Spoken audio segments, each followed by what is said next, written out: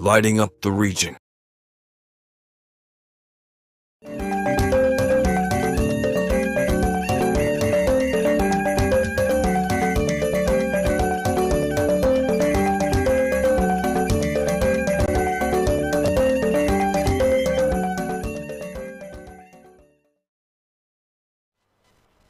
Eri maber janan West Nile TV sawarom kela bange ako dagalur mi de sheng matin mabinu samarom ku bangsheng mapod wache de la mazongo bila madongo binu kumai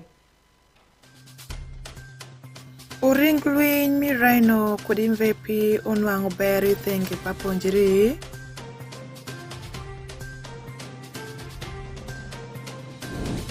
Juponji mi arts izumbu district ujigu ponji pishol manok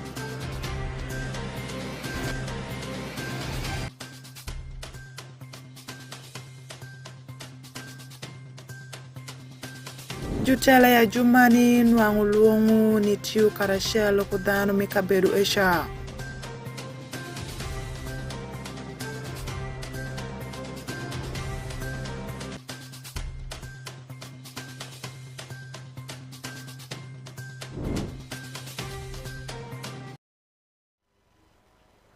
Tin shankasya ngwen inda para bungwen pa dumira busiel orele fareo kupira reo ya bish nyanga teka shindu atfansi la mazob binu kumai orengluin mi MVP kuraino onwangu beru itenge mi ponjiri ibang otish pa brak manu mikshwak mukende mubedu manda orinda para bora pa dumira busiel orele fareo kupira reo ya bish ya dura mi arua Rumbenu shoku jutela mapol ko dano matong ni binu karashelo ni meko paro maber ni orengluenye kumkite mitiu maber kushwak maginwango manu lokudu yore mikwomegi Orako Benson pastore utie kulembe mazo Orengluenye mabedi rhino kudimvepi unwango beru itenge palem som mashon Man graduation project ite delo pa brak kushwak palem kudibang Conrad N. Hilton Foundation juwe shula beni rombo mupedu manda oru ninda para bora pa dumira busel oreli faria kupira reo ya bish ya dura mia rua madelo pa brak oyobu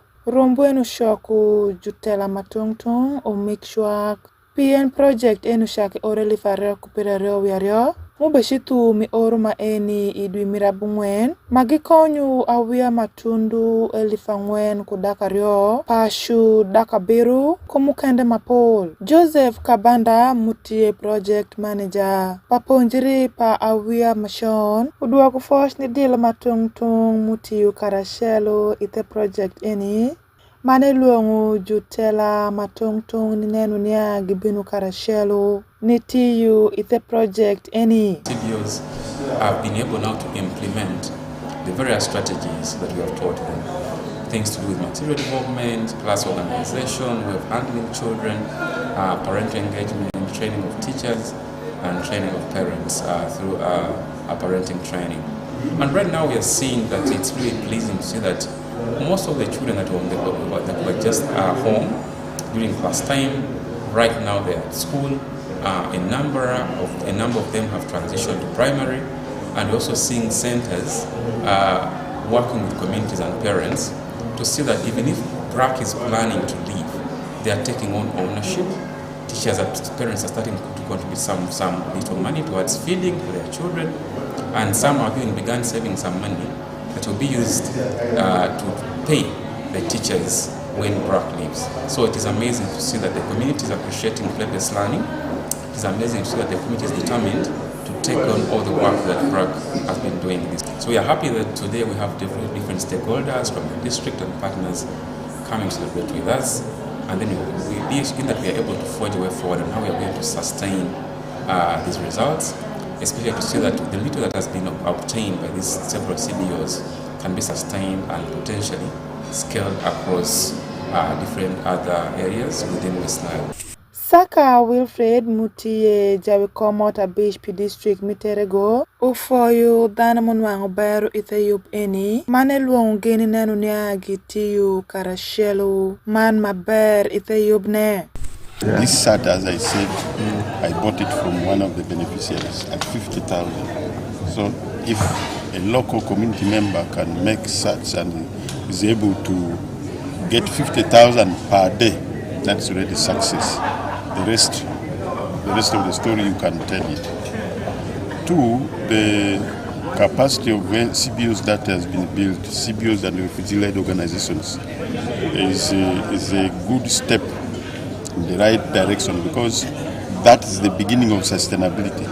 The capacity has remained in the community. The community should now be able to take it from there. Amitage basikania mutie janenwi uringluin ikabedu miraino kudimvepi ukwayo unenwi yup eni nenu nia gimiku keru man giluong luak dano munwango beru ite yup eni tiu karashelo kudilu pabrak pinikethu tish uwot maberi kingi. Now that the project is coming to an end, we expect the localization agenda to take over, that is through the CBOs and the vigilante organizations, where they are able to encourage the community to continue with the early childhood development, that is the ECDs, which BRAC are living. BRAC does not stay here for long or for life. The project has a cycle. So we expect the community to catch up with where BRAC stopped, by engaging the community, the center management committees, the caregivers, and all to make sure that there is sustainability and retention of children in school. Stephen Bida Mutiye, Executive Director Padelo Pawadi, uweshu ponjiri majomeku eni, danu nwangungesh mandero matungtung mubishila ku yore mikwamigi. This training of BRAC has been instrumental to us, more special for us as the ARILOS or the refugee-led organization. The training has been very good for us. We have learned a lot from the training. We have learned how to develop play materials. We have learned how to develop lesson plans. We also learn more about psychosocial activities, more special to the refugee community. When we are doing our community mobilization and sensitization, we happen to integrate the training of psychosocial activities into our training. Dilupa BRAC utie dilu matenerengo ikum government mati ngome Uganda anzilu ne itenge mime ku shuak palim magilwenyo kudushan ikindanu mi Uganda gishwaku anzilu ne jumamegu ku danu mabedi sharu pinila ku yore mikwa migi kashindo tfansi Uraku Benson Pastore West Nile TV LEMB ANGEYA. Foshni Uraku Benson Pastore pinikilo LEMB ANGEYA juponji mi arts district mizumbu ujigu ponji pishol manok lembeni uwok Angeya majuponji mi arts unyayo woi pien jujigu medu musara migi raunwangre nya juponji mi science jumedu musara migi jukwayo government nenu nya gitiu iwi lembe eni pinidaro peku muwok isukuru matungtung ingome Uganda. Alfred Jawok utie kwa lembe mazo. Chalo juponji mi arts Uganda itade keremi gimajulongo Uganda Professional Humanity Teachers Union gitie kane weku teach ni kom chul migi rom kujuponji mi science RDC Mizombo District Festus Aikoboa obamiyo luongo ni juponji mi arts i district maicha gidok cheni somo jai kudu teach meno ne mushakni ndabu siel padima eni utie kin juponji maromel fapar gungombe ni tingili magibe mito gimen musara migi utun bende pasenda kadek chalo juponji mi science majutemi orili farako piraro yariyo kawoni juponji mi science gibenwango selingi maromo milion 4 ko bangdui ento juponji mi arts gimako selingel fdaka bongwen kende isami wechi bango go LEMB ANGEYA ketich mapare Aikoboa wacho ni akadok nango juponji mi science gibe medo ya gimed chul mamigi ento mako gipar piranyim pawia ngene ya skuru mapol pa government tengi mi secondary igonebi ponji mi science rebe shidhi wange ento ponji mi arts gibe ponjongo. We had the senior inspector of schools and we had also the deputy cow who is the administrator. And indeed when we call our head teachers, we had only one message which we wanted to get from them.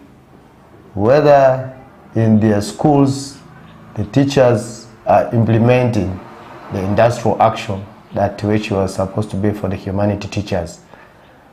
And it's true, before that, the previous day, we had an attempt to go to Nyapea SS to talk to the teachers and requesting them.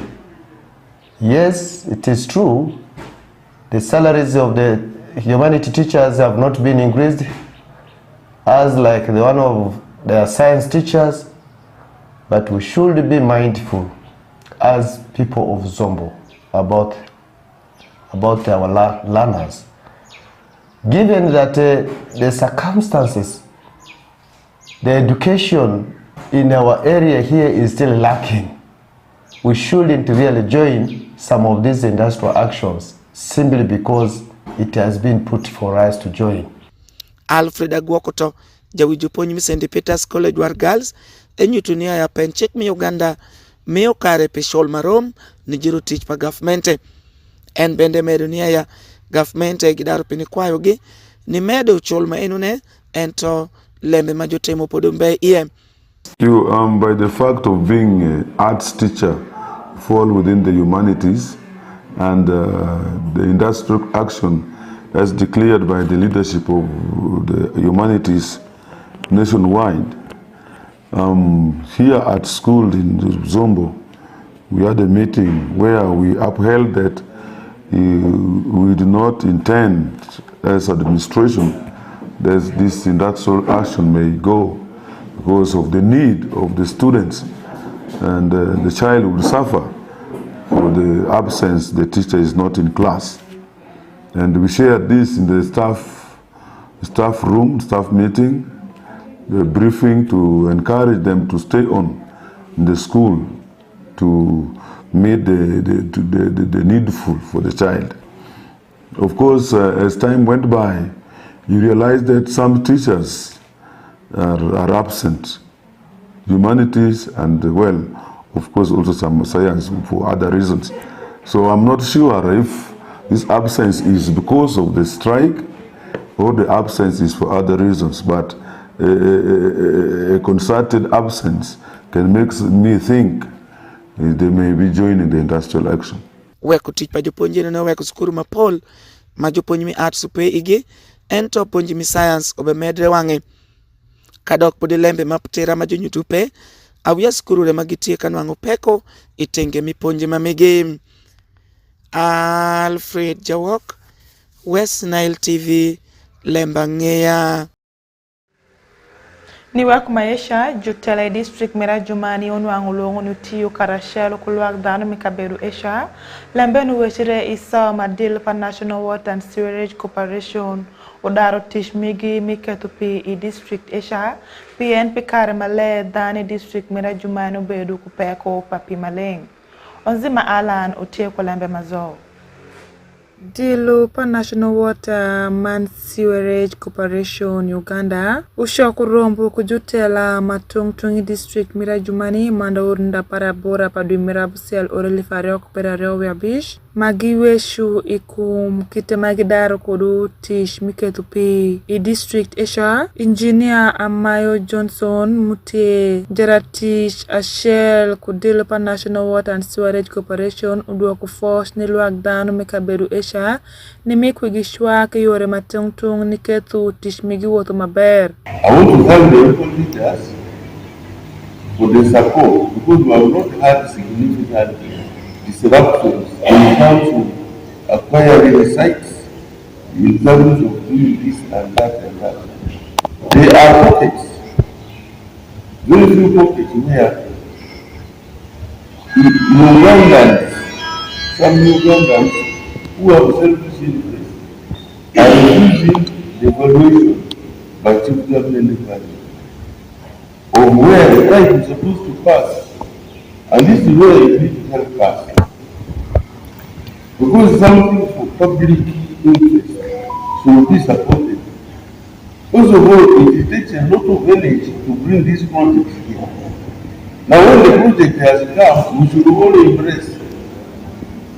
If we don't embrace, the other people are waiting for this project also to go the other side.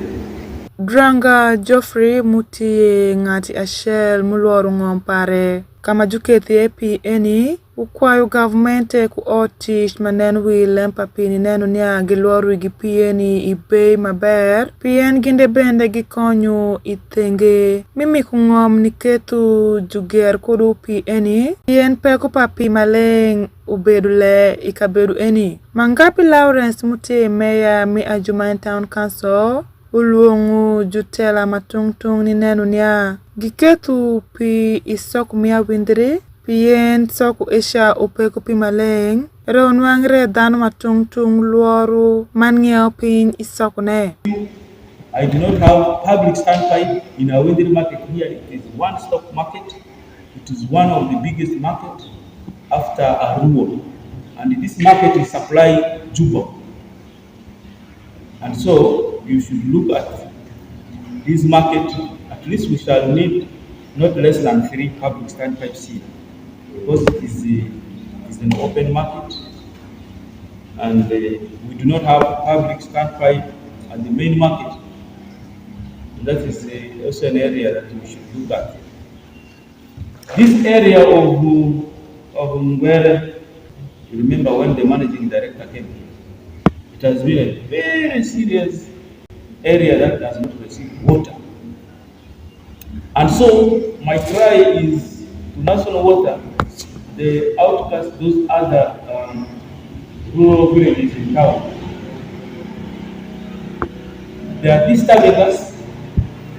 They are forcing us that as leaders we should take to them borehole, and we cannot take borehole. We cannot take borehole. So public standpipe, please. In the outcasts also of the town, we should be able to help those people get this clean water. Emmanuel Okware Mutie Jangai Jawingompi District Mirajumani udwa kuforce nidhanu kujutela matungtung Mutiu Karashelu Niketu Jukelpi I District Mirajumani. I want to thank the various players, more especially the Second Deputy Prime Minister, whose critical role was very essential in having this project, the funding for this project approved. The $18 million project that we are seeing the implementation of it here is something that we cannot just ignore. It's already providing a foundation for what is going to turn out to be really a big thing for us, a changer, a life changer for a human. Water is life, as Mayor said, and I think without water there can't be any life. But also, this investment magnifies or demonstrates the commitment government has, because in the manifesto that is being implemented now by government, water is one of the 5 priority areas in that manifesto, delivering water to the communities. So I think for me, this is a direct confirmation of how important government treats this sector. So I want to appreciate National Water for presiding over this, and want to appreciate the contractor also for doing a good job. Kashundot Fancy Onzima Alan, West Nile TV LEMB ANGEYA. Adwa kufoshiri de Sheng Martin ngati miteka na West Nile TV watundi ajiki pala LEMB ANGEYA mi de Sheng Martin mabinu samarom kubang Sheng nyingate Kashundot Fancy imediri kana West Nile TV koyub mapol mbinu Charles Street kuiso time movie time shuku man Nile cast mabinu sawa share miruteni dogiri maber.